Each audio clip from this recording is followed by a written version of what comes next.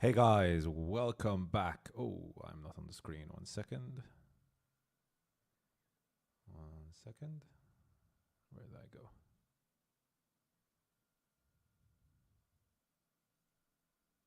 There I am.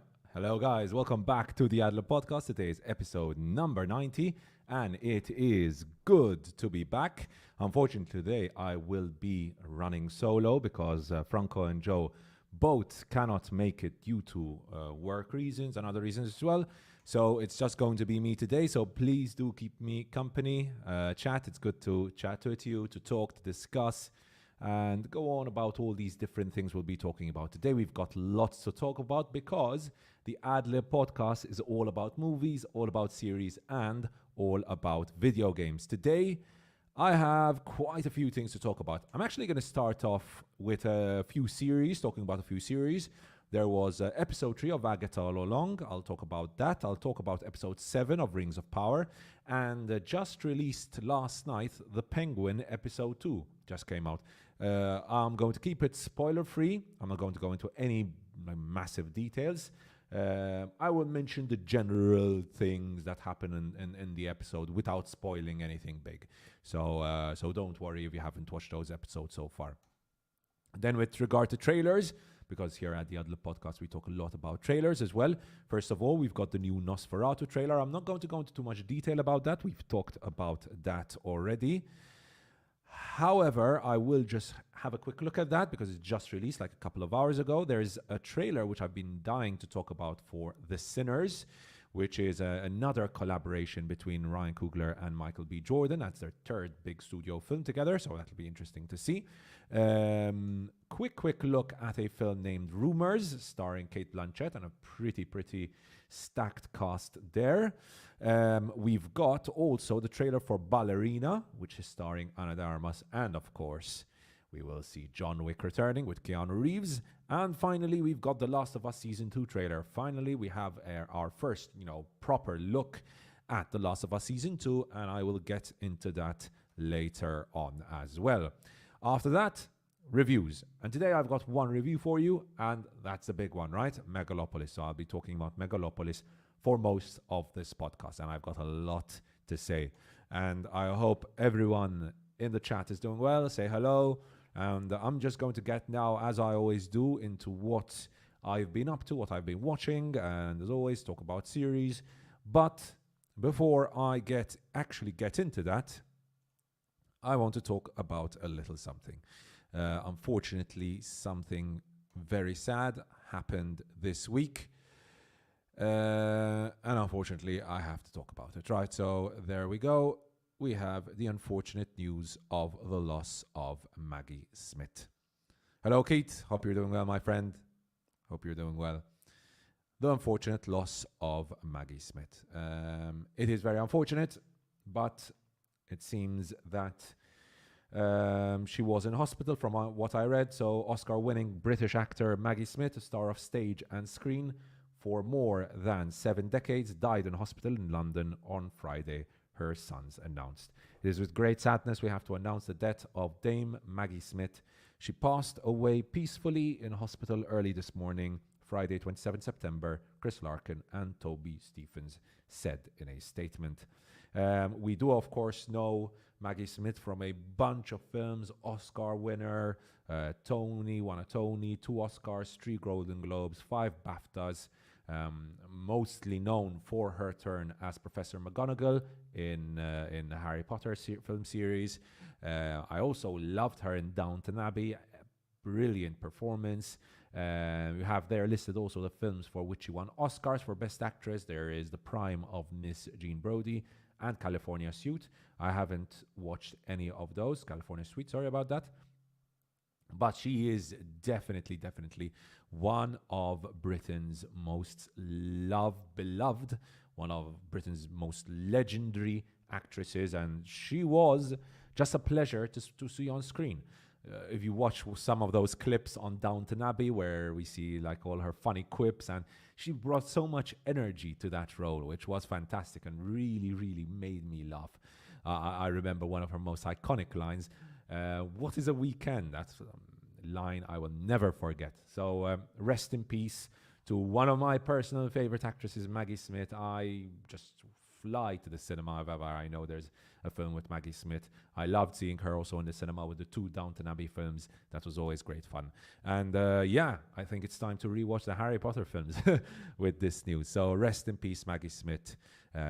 It was amazing to see you on the screen. I will continue watching Maggie Smith on the screen for a long, long time. So with that very unfortunate news done, let's get into what I have been up to. And I've been watching a few series, like I said. And the first series I would like to talk about really quickly is The Lord of the Rings, The Rings of Power, which we had episode 7. For that, episode 7 for The Lord of the Rings of Power. And to be perfectly honest with you, a lot of people have been hyping up this episode. And I get it. It's a good episode, don't get me wrong. It's nowhere am I saying it's not a good episode. I don't think it's as great as some people are saying, and I'll get into why. So basically, episode 7, I'm not going to go into any spoilers, but it's quite obvious that episode 7 is the big battle episode, right? It's the Siege of Eregion. The storyline of the series has been pushing that direction, the Siege of Eregion, and the battle scenes themselves, in my opinion, are rather weak. This show has consistently shown that it doesn't do very good action, unfortunately, and that's the same case here. There's a big focus on medium shots, and that is fine for lots of those hero moments, and this episode had a lot of hero moments, which are fine. I like me some hero moments. The unfortunate thing is the scale simply doesn't feel... Look at this shot, for example, right? You can see like 10 orcs running behind Adar, but you never get this a feeling of thousands of orcs and thousands of elves fighting against these orcs, or at least hundreds of elves fighting against these orcs. I never got that feeling of scale. The issue also is with the design of the city, Eregion. I don't know if there's an image for Eregion here, but this is one scene where you get a bit of scale. But this will lead me to another issue I had with this battle scene. But no, unfortunately, there's no image of Eregion here. Well, there is a bit here. So the issue with Eregion is Eregion feels like a really small city. Feels like it's inhabited by, 50 people? Well, this would be one of the biggest elven cities. So that's one of the issues I had with this episode. Another issue I had with this episode is, like I said, the episode focuses a lot on medium shots, right? And that loses a bit of scale. But it also means that the few wide shots we get, like this, for example, where we do, yes, admittedly, get a bit of the idea of the scale of this massive battle. Unfortunately, the reality is that it just feels a massive cluster of soldiers just charging. You never get an idea of there being any kind of formations. No one's taking any kind of formation and lines, nothing. Everyone's just charging and running towards the enemy. And in a battle scene like this, it just feels weak, disappointing. I expect there to be battle lines like we had in all the Lord of the Rings movies, basically. All of the Lord of the Rings movies had, at least some idea of battle tactics and formations and whatnot. So it's just a hodgepodge of orcs running at a hodgepodge of elves. And yes, again, some of the individual fights were fine. But some overall, I'm going to be honest, I'm quite disappointed with the battle scene. Now, there is very good stuff in this episode. And the very good stuff is focused around this guy, who I will bring up in a bit, about him. Anatar, of course, that is Sauron. Charlie Vickers is simply one of the best actors I'm seeing on screen right now. He's really pulling it off as Sauron. So overall, all the Sauron stuff, in my opinion, is very good. I don't want to bore everyone with me just talking about the Rings of Power, but I'm just going to conclude here. But I just think that overall it was a decent episode. All the Sauron stuff was very good. All the Dwarven stuff was very good. The Galadriel stuff was also good. But overall, I'd say an average episode. I wouldn't give this more than a 3, maybe a 3, not even a 3.5. I'd say a 3 out of 5. It does keep me interested in wanting to watch what happens in the next episode. I think the next episode is going to be a strong one. I'm also worried that the next episode then will go back to focusing on the Harfoots and on all the other different storylines. So a little tepid with my reaction to this episode. We'll see. I expected to be more excited by the battles, which unfortunately I wasn't. And that could be me just comparing it with the Lord of the Rings movies, which is an issue. Another episode I watched, and one I definitely do recommend, is Agatha All Along. We had episode 3. It's a rather short episode, pretty much 30 minutes, not longer than 30 minutes. But overall, I was really intrigued by what was going on screen. I thought it was another very well made episode. Lots of very strong horror elements in this episode, as there was in episode 2, but much stronger here in episode 3. So that's good to see. Overall, I found a lot of the wine mum jokes rather hilarious. I actually had a good laugh watching them. They really work in the context of the show. I think there are some interesting mysteries as well going on, especially focused around Teen. Is Teen Agatha's son? Teen, of course, is this character here, and that is, of course, Agatha. Is Teen Agatha's son? And that is an interesting mystery. And also something really surprising happens at the end, something I did not expect to happen. I won't spoil it, of course.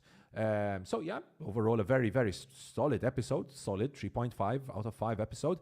Also lots of very fun 80s references. I'm noticing this series has lots of 80s references, which I am really enjoying. And to conclude my recap on the different series I've been watching, to be honest, the best of these 3 is definitely The Penguin. And The Penguin episode 2 just released last night. Curious to see if there are any images on IMDb for it. It seems not. However, I will stick to this webpage here. So it's a great episode, another great episode. I thought episode 1 was a very strong 4 out of 5 episode. I thought this episode was a 4.5 out of 5. Very, very strong episode. The final 30 minutes are incredibly tense, really develop stuff well, and the plot really is being pushed forward. Like, the plot is really being pushed forward at a very strong pace. So very well edited show, very well written show. I think, of course, we've got some great actors like Colin Farrell, whose physical acting in this has been insanely good. All his movements, all his struggles to walk and so on, really strong stuff.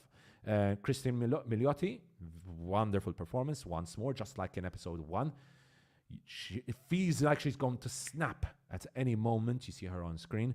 A really strong episode, also visually well done, very well shot episode again. A very well directed episode. I'm curious to see who directed this episode. Episode 2 director was Craig Zobel. So yeah, very strong, very strong direction from this. Yeah, he did The Hunt. I remember watching The Hunt. That's a very good film. So yeah, overall, I'm very pleased with where The Penguin has been going. I think The Penguin is one of the best series out there right now, and I highly recommend you check out The Penguin. Available, of course, on HBO. So, guys, with that, those are pretty much the series I have watched this week. Just to show you really quickly what I have been watching with regard to films, here is a list of films that I have been watching. Let me bring up the screen really quickly. Letterboxd, there we go. So, and this is just an idea of what I have been watching in the past few days. Recently just finished watching The Age of Innocence yesterday. Amazing film by Scorsese. Batman, such a great rewatch. Always a great rewatch to have to watch the Batman. Also really good fun. Caravaggio, fantastic film. So these are all films I would highly recommend. Pride and Prejudice, Solaris, History Daughters, I reviewed last week. All great films that I highly recommend, just to give you an idea of the stuff that I've been watching. And with that, guys, let's get into all the different trailers that came out this week. And starting off with trailer number 1 is the trailer for Nosferatu. Nosferatu, which is the Robert Eggers directed film. And there we go. And that is, of course, Nosferatu. We already reacted to the first teaser trailer for Nosferatu. And so I'm just mentioning that the second trailer has come out. Of course, as Collider tells us, 2024 has been a very, very strong year for horror fans. Abigail I wasn't the biggest fan of. Longlegs I loved. Longlegs was a very, very strong film. I saw the TV Glow, was okay, also pretty decent watch. I had a good time with that. But Robert Eggers is here. He's going to be releasing Nosferatu on the 25th of December. The director of some of my personal all-time favorite films like The Witch, like The Lighthouse. Also had The Northman, but that's not really a horror film, although it did have some horror elements here and there. Led by Bill Skarsgård, who is a fantastic actor who has unfortunately been in some rather weak projects recently. Hopefully he will be back on form on December 25th with Nosferatu. And just to have a quick look at the movie. Now, I did actually watch the silent film Nosferatu, which I highly recommend to everyone. Really good starter horror film.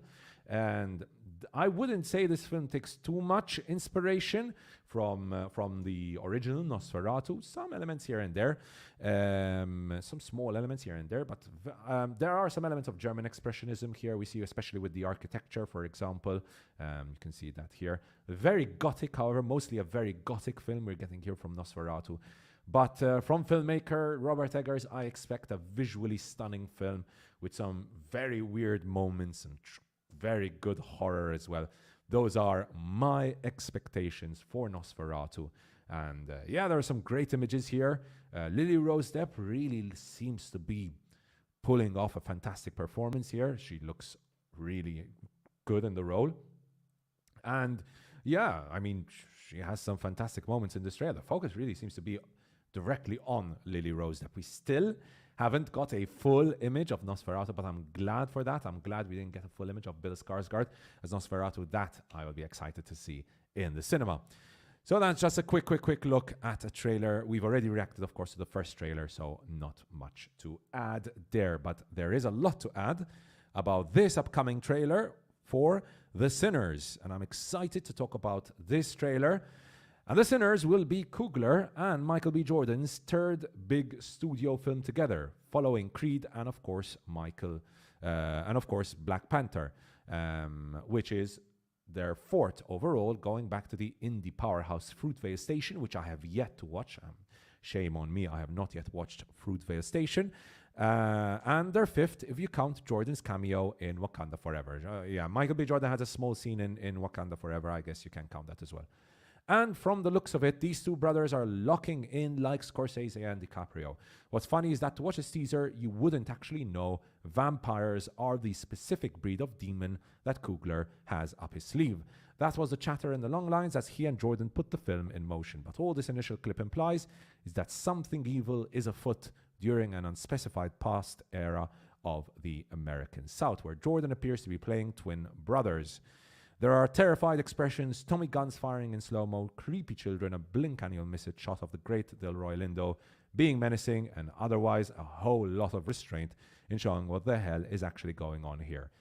So, Sinners hits theaters March 25th. So let's have a quick look at Sinners, which looks like, I'm going to be honest, looks like a fantastic little horror film. Like I read in the description, apparently this is all going to be about vampires attacking Michael B. Jordan and friends, from what I can tell, friends in this church. And yeah, again, Coogler is a fantastic visual director, directed some of my personal favorite films. This scene we get here when they see the vampires walking up to them is truly horrific. It's truly horrific. So this looks like a very, I mean, even this scene. Visually, this looks stunning. I love the lighting that's going on here with Ryan Coogler's beautiful direction. This looks like a truly epic scene.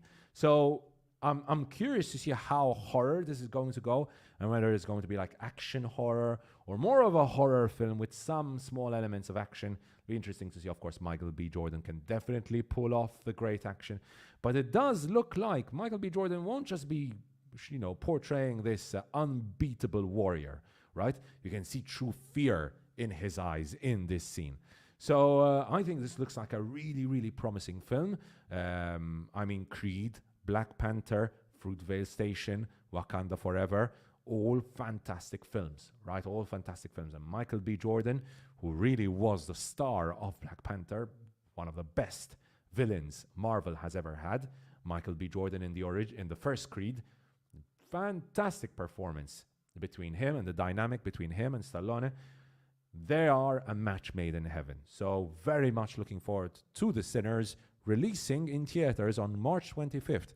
And I really do hope this does, in fact, release in Malta on March 25th. Moving on to another trailer. I'm just going to mention this trailer because I don't really have much to say about it. But here is the trailer to Cate Blanchett's film Rumours, has quite an impressive cast. And in Rumours, which follows the 7 leaders of Canada, France, Germany, Italy, Japan, the United Kingdom, and the United States, it's Germany's turn to host the G7 with the aim of drafting a statement on the vaguely described global crisis. Ian Johnson, Galen Johnson, and Guy Madden direct the political satire, and cast members including Rolando Ravello, Charles Dance, who I'm loving in this role, Nikki Amuka-Bird, Roy Dupois, Denis Menochet, Takehiro Hira, Zlatko Buric, and Alicia Vikander. So a very, very strong, very international cast, and it is, of course, required for this film. Just to give you a quick description of the opening of this trailer. Unfortunately, it doesn't seem like we have the video here. But just to give you a quick description, in the opening scene of the Rumours Red Band trailer, an archaeologist unearths an Iron Age corpse mummified with its severed penis hanging from its neck. As a summit host and German representative Hilda Orlmann, played by Cate Blanchett, describes the bog body, the G7 leaders in attendance can't help but wince and give distasteful stares, with one global leader calling it gruesome. Following the ceremony, representatives of the world's wealthiest democracies are stranded in the woods and chased by ancient bodies in a conference gone horribly wrong. So it seems like, again, this is another horror film, but this is more verging on the political satire. And just watching the opening scenes of this trailer, seems like the humor is going to be very strong. It seems like a very, very witty film, which is going to poke fun at a lot of different countries, a lot of different world leaders. And I'm really, really, really looking forward to this film. This does remind me of this film.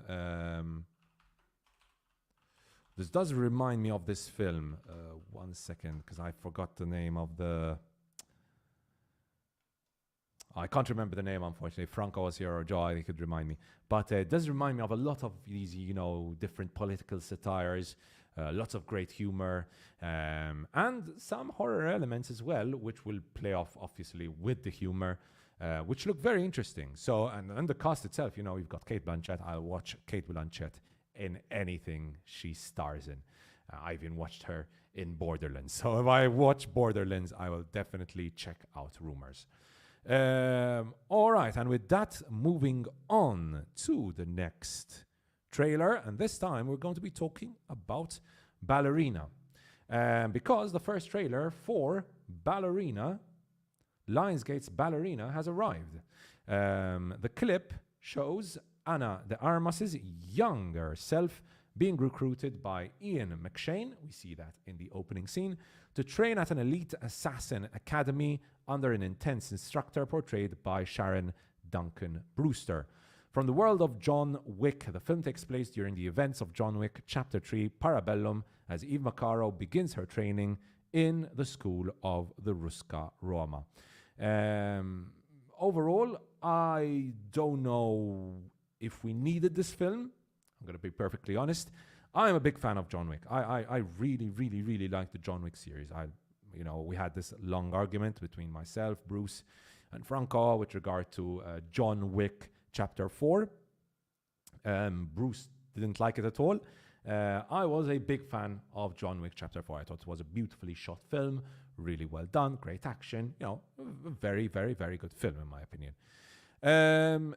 Unfortunately, Bruce on the other hand, wasn't the biggest fan of it, which is understandable, of course. That is up to taste. But I really don't get what they're going for here, because I have long said that I'm not the biggest fan of Ana de Armas. Now, seems like she can definitely pull off the action in this film. Now, how many of these stunts she is actually doing, I don't know, but definitely it seems like she can pull off the stunts in this film. And you know, I hope that we get strong action from this. I'm pretty confident we're going to get strong action from this. But the fact that it's not Keanu Reeves starring, it's not focusing on the character that we have learned to love through 4 films, is obviously a big pity. It'll be interesting to see again. Looking at the scene, for example, the action looks very solid. She definitely looks like she can pull off the role, 100%. But I'm not convinced. I'm definitely not convinced. Good to see that we still have that beautiful neon lighting that, you know, the John Wick series is very well known for. Good to see that there are lots of very exciting set pieces. I had no doubt that that was going to be the case. But overall, I'm not 100% there. I think I need more to get me excited. Even just the fact that it's not Chad Stahelski who's directing this maybe has me a little worried as well. This is directed by Len Wiseman, from a script by Shay Hatton and based obviously on characters by Derek Kolstad. Then Len Wiseman, I'm not sure I've seen any of Len Wiseman's films. Oh boy, okay, so he's done a lot of the Underworld films, Underworld Evolution, Underworld Rise of the whatever that is, Underworld Awakening. So yeah, I don't know. That probably has me even more worried. I shouldn't have looked him up. Keith said, the trailer for Rumours gives me similar vibes to Triangle of Sadness. Yes, very much so. It's probably one of the films I was thinking about there, Keith. Triangle of Sadness. Yeah, lots, you know, witty humor. It's probably going to be very political, just like Triangle of Sadness was extremely political. Yeah, I'm excited for that. I'm not very excited for Ballerina, however, unfortunately, I have to say that. So yeah, those are my thoughts on Ballerina. And of course, however, before I forget, Keanu Reeves will still be appearing in Ballerina. Keanu Reeves will still be appearing in that film, but I don't know how big of a role he will be given in that film. We'll see. It'll be interesting to see. All right, moving on to the next trailer for a series that I'm not too sure about where it's going with its season 2. And you might be surprised. Now, again, I liked The Last of Us Season 1. I thought The Last of Us Season 1 was a very, very solid first season for The Last of Us. The Last of Us, the original video game, is one of my personal favorite video games. However, I do have to say that there were some episodes which did quite disappoint me with The Last of Us. We'll see how season 2 goes. But let's get into it. So, Warner Brothers Discovery has debuted an official teaser trailer for the second season of The Last of Us, and it looks like it's going to be a rough one for Joel and Ellie, which if you've played The Last of Us Part 2, yep, should be absolutely no surprise. After 5 years of peace following the events of the first season, Joel and Ellie's collective past catches up to them, drawing them into conflict with each other and a world even more dangerous and unpredictable than the one they left behind, according to Warner Brothers Discovery's official logline for the season. Pedro Pascal and Bella Ramsey again star as Joel and Ellie. New cast members include Caitlin Dever, who plays Abby, Isabella Merced, who plays Dina, and Jeffrey Wright, who's reprising his role as Isaac Dixon in the game for the TV show. The Last of Us second season still has an unspecific 2025 release date for HBO and Max. The season will be 7 episodes long, making it 2 episodes shorter than the first. So that's a little worrying, right? 7 episodes for season 2 of The Last of Us to cover. I'm pretty confident this is not going to cover the whole of The Last of Us, the second game of The Last of Us, because that game was bloody long. That was over 35 hours long, twice the length of the first The Last of Us. So no way are they fitting the whole game in that. Probably fitting in the first half of the game. And I can see a very obvious point where they'll cut season 2. But to get into the trailer for the Last of Us season 2, I'm going to be honest. I think the biggest mistake for this show is its casting, right? And I feel bad mentioning this, but I have to mention it, right? I have to mention it. So let's get into the cast. So we do know, of course, that this series stars Pedro Pascal and Bella Ramsey. I think Pedro Pascal is perfect for the role. I think his season 1 performance as Joel was absolutely fantastic. Really pulls off that, that survivor vibe that we get from Joel really, really well. He does show more vulnerability than the Joel in the video game does, but that is completely understandable. We play mostly as Joel in the video game. Joel in the series in the series is not this unbeatable character that we feel like as we're playing the game, right? So that is completely understandable. I think Bella Ramsey either should have been recast in season 2 or should never have been cast in season 1 as Ellie. I think physically she looks nothing like Ellie. Nothing at all, which is fine. Doesn't need to look like Ellie. I mean, Pedro Pascal looks nothing like Joel, let's be honest. However, Bella Ramsey in season 2 needed to look much older. And that's not me, just being like, you have to stick to the video games. Not at all. But an important narrative element of season 2 of the second game, of The Last of Us, is just how older Ellie is from the first game and how much more, in a sense, mature she is compared to the first game of The Last of Us. And that gets into much more, again, mature themes than in the first game, where we get into themes like revenge, right? Now, can Bella Ramsey showcase those very powerful emotions required from Ellie in the second game of The Last of Us? I think she can more or less pull it off, but I won't be convinced. And the big reason why I won't be convinced is because she needs to face off against Abby, right? Now, I am a massive, massive fan of Caitlin Dever, whom we can see over here. I'm a massive, massive fan of Caitlin Dever. However, will Caitlin Dever pull off the physicality required from Abby? That's a big question mark, right? That is a massive, massive question mark. So I am not convinced. I am not convinced by what we're getting from season 2, especially because of the casting.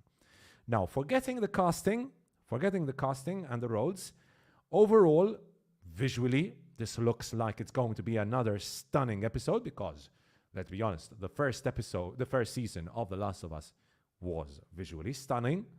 I think overall, it's going to be an exciting season to watch. It's going to bring out lots of very strong emotions from viewers. So I'm pretty confident it's going to be a massive hit with everyone. But with myself and maybe some other sticklers to details with regard to the video game, I don't know if it's going to completely work, especially because of the casting. That is my one big issue with this show. So overall, don't get me wrong, still quite excited for season 2 of The Last of Us. I will definitely be watching it because HBO, HBO are quality, right? We know HBO are quality. But still, I am a little, trepid in my excitement for The Last of Us season 2.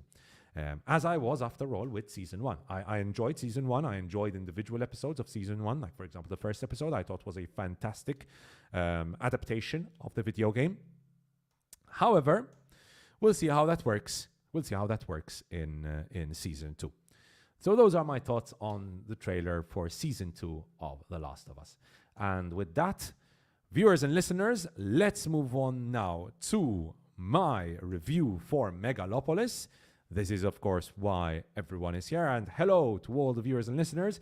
Today is going to be a rather short episode. To be honest, There were a few trailers to go through, but honestly didn't have too much to add on most of those trailers, except for, of course, the latest one, the Last of Us Season 2 trailer. Had quite a lot to talk about there.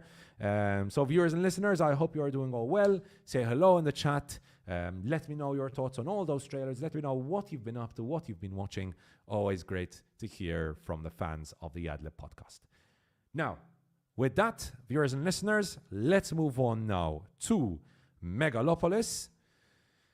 And yes, Megalopolis is here. Megalopolis is a film. It is indeed a film. And let's get into the nitty-gritty of Francis Ford Coppola's epic fable. So, Francis Ford Coppola's name is, of course, legendary for film buffs and, not even film buffs. Let's be honest. Everyone knows who Francis Ford Coppola is. Everyone's watched The Godfather. Even if you're not a fan of films, you've watched The Godfather. Probably everyone's also watched Apocalypse Now, right? Or at least knows what Apocalypse Now is. He has indeed made some of the greatest movies of all time. Unfortunately, if you look at his list of recently released films, his star has been quite waning for the past 20 years or so, even more to be honest. I think the last film I enjoyed from him was Dracula, which goes to show how long it's been. But Coppola's back with Megalopolis. This is a film that we've long been hearing about for a very, very long time. It's been his plan. It's been in the works for a very, very, very, very, very long time. And it's finally out, written by himself, directed by Coppola, produced by himself, funded by himself. An interesting story about this, I don't know if you've heard this, but apparently he sold parts of his winery in California to fund it. And the budget of this movie just exploded up to 120 million. So at one point it was projected to actually cost over 140 million, but somehow he managed to control that by apparently firing most of the visual effects team. And you could really tell in this film, but we'll get into that later on. Anyways, so what is the film about? So the film is set in this somewhat futuristic. I'm not really sure if it's too futuristic, but I mean, there are some sci-fi elements here, right? Definitely some sci-fi elements here. In a futuristic United States. And this United States has based itself on the Roman Empire. And in fact, this city is in fact called New Rome. I'm not 100% sure which city New Rome really represents. Maybe it's New York. I'm not 100% sure about that, however. And New Rome is in fact spruced with a bunch of Roman Empire touches. You've got, for example, characters called Hamilton Crassus, Caesar Catalina, Franklin Cicero. If you look at the architecture, it's mostly neoclassical style, right? Lots of columns, lots of statues. There even is a large Colosseum where the film spends like 20, 30 minutes of its plot just, in one of the messier scenes of this film. Our main protagonist, our main protagonist is Adam Driver, Caesar Catalina. Now, Adam Driver's character is an architect. He's also this kind of like genius leader of the design authority. And Adam Driver's character has managed to construct Megalon. Now, forgive me for not getting into the specifics. The film itself doesn't really get into the specifics, into the science of all of this. However, with this special material, Adam Driver wants to and is attempting to construct Megalopolis, which is basically a utopian city. Now, of course, to construct Megalopolis, Adam Driver needs to destroy large swathes of the city, right? And so is destroying large parts of the city where obviously people lived. So this leads to conflict on many elements. One of the conflicts that Adam Driver's character faces is with city mayor Franklin Cicero. And that is, of course, Giancarlo Esposito. And Giancarlo Esposito, once more, has unfortunately been typecast into a role where, he needs to look stern and serious, but maybe he has a heart of gold. So it's a typical Giancarlo Esposito role that he's been given in the past few years, right? since his massive explosion in Breaking Bad. Now, we see Mayor Cicero, of course, Giancarlo Esposito's character, who starts this smear campaign versus Caesar, Catalina, and we see this basically in the start of the film, right, and in the opening scene. The opening scene is a really confusing cacophony of dialogue and noise and lots of weird stuff going on. I was lost in the opening scene, really, really lost in the opening scene. I really couldn't get what the hell was going on there. But anyways, we've got this smear campaign versus Caesar Catalina.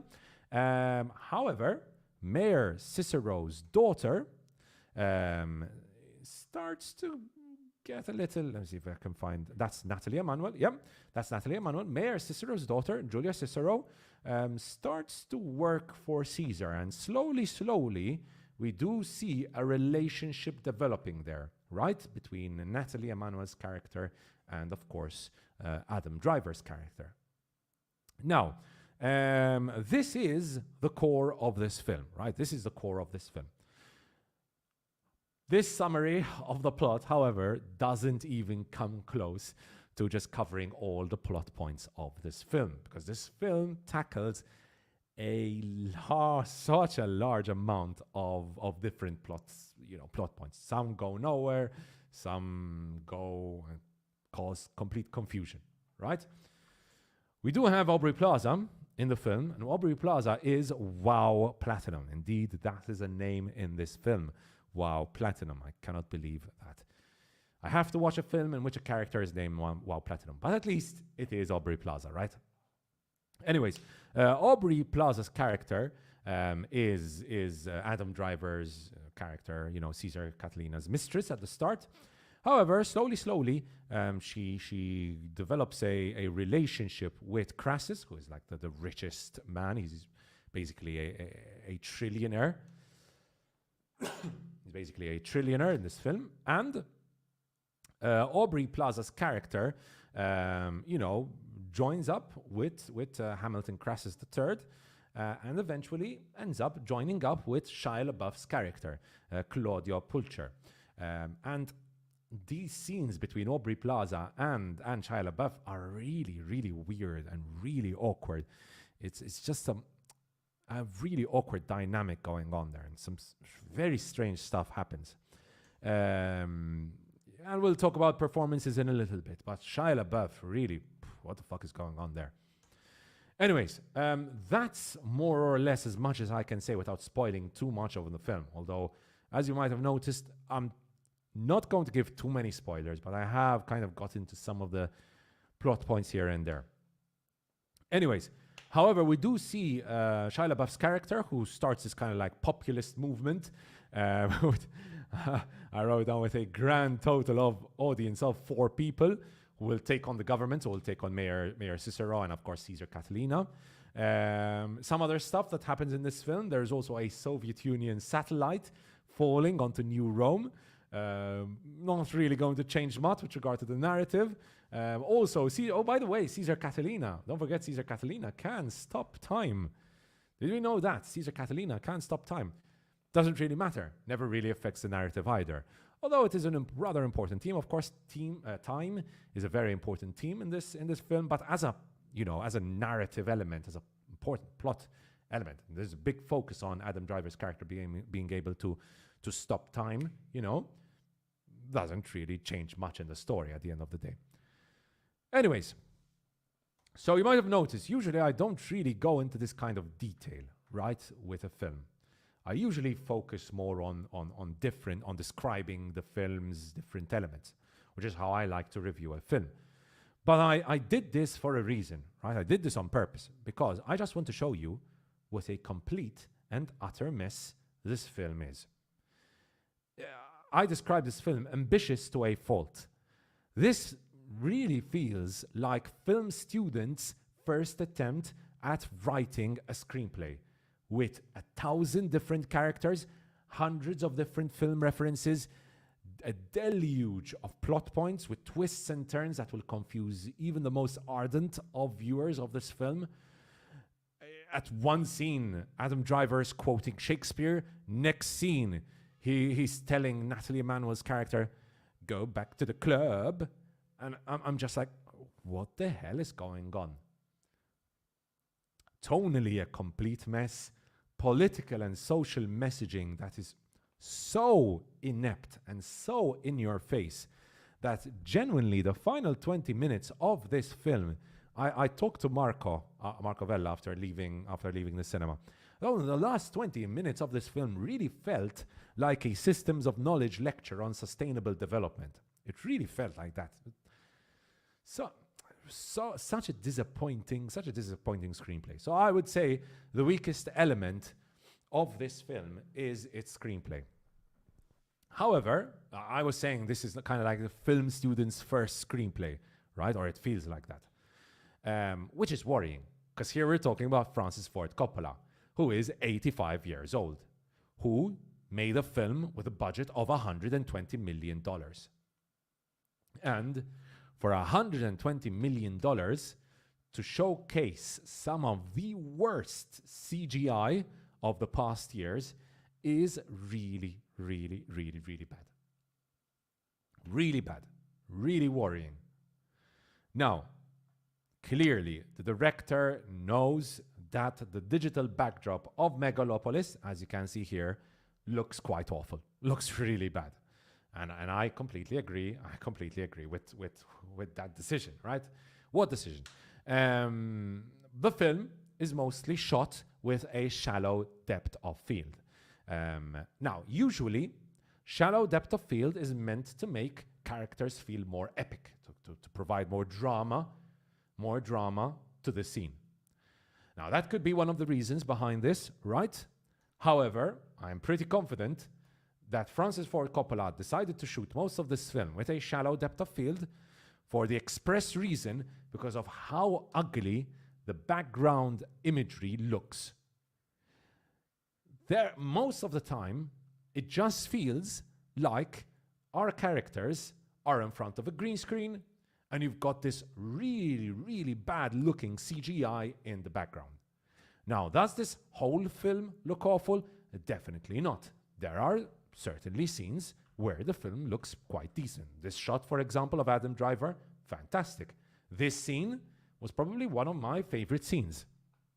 This scene where we see Caesar go to buy flowers at night really impressed me. And to be honest, the whole nighttime scene that we had here was a really well done scene. Really, really well done scene. I'll see if I can find another shot from that scene. Right? I don't think we've got any other scenes from the film. A really, really well done scene there. So yeah, good stuff in the nighttime scenes. There's scenes where you can see like the statues moving. Really good CGI in those scenes.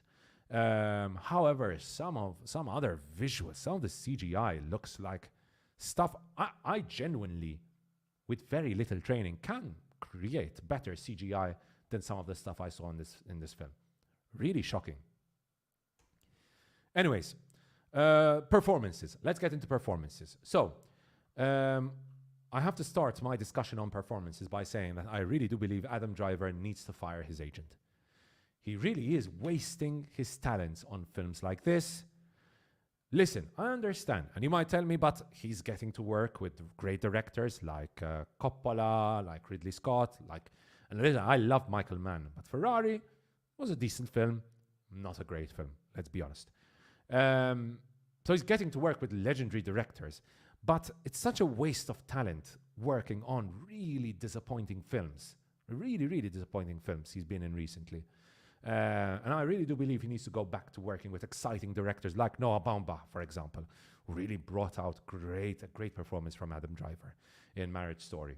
And that is just to see Adam Driver showcasing his talent in exciting new productions. The film really does not help him. And like I said, I put the full blame on the screenplay with this film. Visuals and screenplay, the two biggest problems of this film. Because, Adam Driver's dialogue is really awkwardly written. Really, really awkwardly written. And it just doesn't work on any aspect at all. And to be honest with you, Adam Driver's character is meant to be this kind of like genius, inspiring man who you want to follow. But I just found him rather unlikable as a character. Rather unlikable. No, Nathalie Emmanuel. Now, Nathalie Emmanuel is a fine actress. She's a good actress, don't get me wrong. Very good in Game of Thrones, for example. I also saw her in a Netflix show, in a Netflix film a few years ago, where she was quite decent as well in that. But I have to say, I believe Nathalie Emmanuel was either seriously miscast in this. Either her character was seriously poorly written. Poorly written in the sense that her character seems like she's in a completely different film, right? I get the feeling she was miscast for this. And the reason why I say that, because like I said, she's way too serious in this film. Because then the next scene then, you've got Aubrey Plaza. And Aubrey Plaza really understood the assignment. And listen, there's a lot of overacting going on with Aubrey Plaza and her performance. But it's at least fun. It got laughs out of me. There's very weird stuff, very awkward stuff. It doesn't all work, trust me, but at least it's fun. And at least Aubrey Plaza is having the time of her life in this role. However, there is one even worse performance. Unfortunately, I don't have an image of him here, but I'll keep the image of Aubrey Plaza on here. The worst culprit when it comes to bad performances in this film is Shia LaBeouf.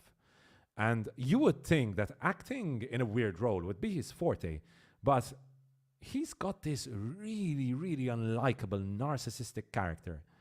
And sometimes I laugh when people say kind of like, oh, I really dislike that character, so I hated the film. Yeah, most of the times characters are meant to be unlikable. And if you dislike the character, it's doing its job well. But Shia LaBeouf's character is kind of like portraying the Trump character who's trying to go populist and bringing out for the people. And the film is trying to make him look like this like charismatic leader of men and women. Unfortunately, not 1 second did I ever get a glimpse of just a speck of charisma from Shia LaBeouf's character. He's just this narcissistic, completely unlikable character. And not once in this film did I ever get the feeling that these people really wanted to follow Shia LaBeouf's character. It just does not work. Listen, I've droned on and on about my thoughts on Francis Ford Coppola's Megalopolis. I can truly respect an ambitious swing by a legendary director. I understand that this has been Coppola's dream for a very long time. And listen, this should be the kind of film that I fall in love with. Both with regard to its messaging, both with regard to the cast that's there, both with regard to the set and setting of New Rome, because I love ancient Rome, and it's directed by Francis Ford Coppola. This is a film that should work for a cinephile like myself. Unfortunately, all right, there are some good elements here and there, some of the costumes, pretty solid. To be perfectly honest with you, when they use physical sets, most of the sets look fine, right? Actually, look quite decent when they use physical sets. But the film is just a complete mess of ideas, completely ruined by its screenplay. And this film commits the biggest error of all. And that is that it is dreadfully boring. This is a really boring film. And I'm shocked saying this, because I saw a lot of people coming out of the film like, oh my God, what did I just watch? And I thought it might be bad, but at least it'll be exciting, right? Very rarely did I find this film exciting to watch. It's mostly just boring. The dialogue doesn't work. The performances don't work. Most of the CGI doesn't work. So what else do we have there for the film? Unfortunately, viewers and listeners, I cannot recommend this film to anyone at all, and I truly regret spending 2+ hours with this film. Disappointing is really putting it lightly with this film. So that is my review for Megalopolis. My final rating for Megalopolis is a very disappointing 1.5 out of 5. Really, really, really disappointing. So, viewers and listeners, those are my thoughts on the film Megalopolis. That is the end of the podcast. We've had a solid 1 hour stream here on the Ad Lib Podcast.